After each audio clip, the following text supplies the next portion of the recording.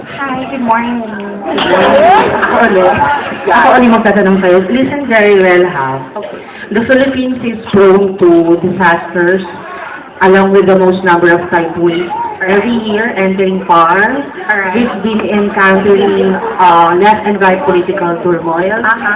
Given a chance to speak in front of the United Nations organization, how do you justify, in spite of those problems, that the Philippines still the most happiest nation in the whole world?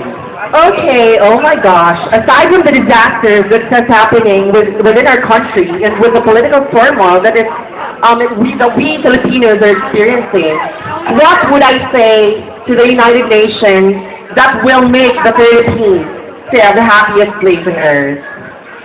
Ladies and gentlemen, I would just like to go back to the roots of it, the Filipino people, we Filipino people. Why? Come to think of it.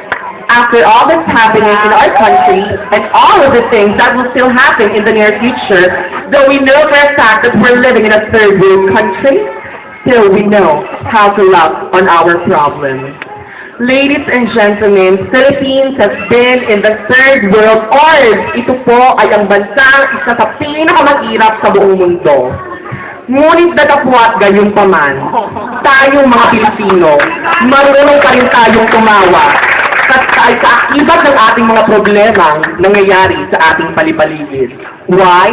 Because we put in our minds what John F. Kennedy once said, ask not your country what can it do for you, but rather ask yourself what you can do for it. Because at the end of the day, it isn't always the government who's making the country. It is still us, the Filipinos, who's making the country. Therefore, indeed, it is still more fun in the Philippines.